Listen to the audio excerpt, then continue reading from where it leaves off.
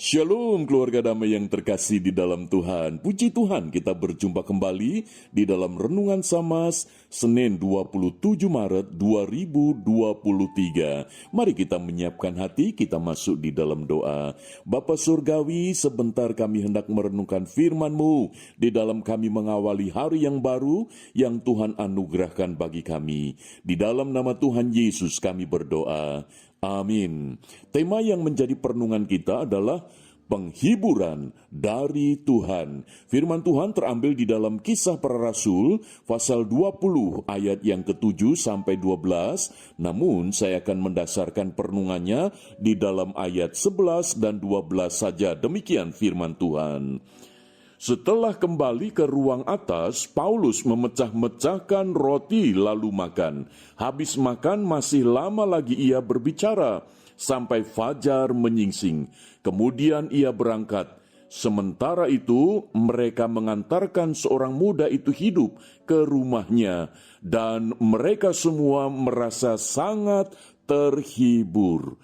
Keluarga damai, di dalam perjalanan Rasul Paulus, di dalam perjalanan misi pekabaran Injilnya, dia tiba di daerah Troas, di mana pada saat itu Paulus ketika berkhotbah dengan panjang, maka ada satu insiden yang tidak pernah terpikir sebelumnya, di mana ada seorang muda yang bernama Eutichus itu mengantuk, lalu jatuh dari lantai 3 ke bawah.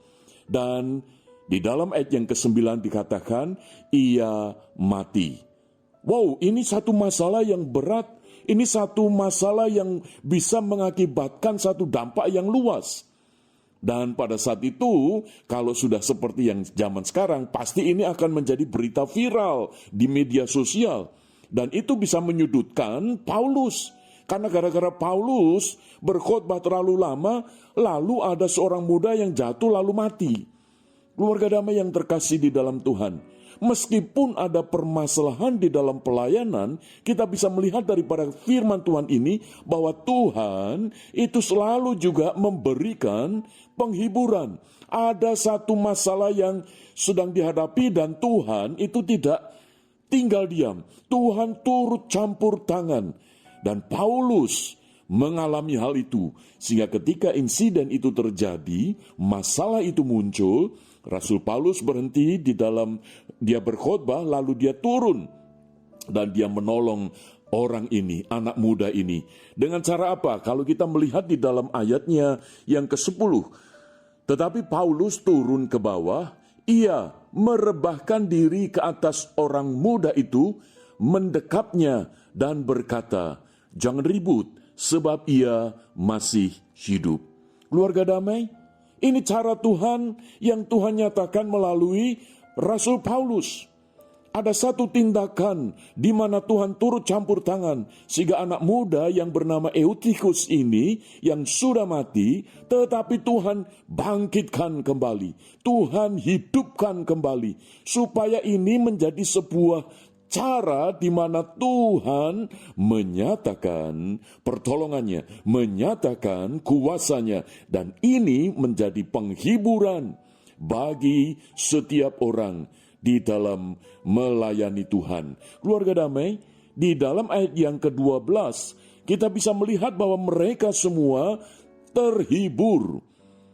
Kata terhibur di sini dibaik kata parakletos, yang berarti tenang, yang berarti nyaman. Satu kondisi yang betul-betul mengalami satu ketenangan, satu kenyamanan. Karena Tuhan yang menolong, Tuhan yang campur tangan. Masalah yang terjadi, Tuhan turut mengatasi bagaimana masalah itu bisa selesai dengan baik. Dan itu membawa satu ketenangan, itu membawa satu kenyamanan. Sehingga semakin ada bukti bahwa kasih setia Tuhan itu senantiasa menopang di dalam setiap pelayanan. Maka itu keluarga damai, kalau di dalam hidup kita, di dalam pelayanan kita, untuk kita ini menyatakan kasih karunia Tuhan, maka penghiburan dari Tuhan itu akan dinyatakan di dalam hidup kita.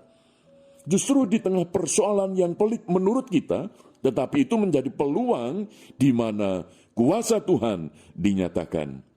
Kita belajar daripada Rasul Paulus bahwa ketika mengalami masalah di dalam pelayanan, penghiburan dari Tuhan juga dinyatakan. Kiranya Tuhan menopang dan menguatkan kita. Mari kita berdoa.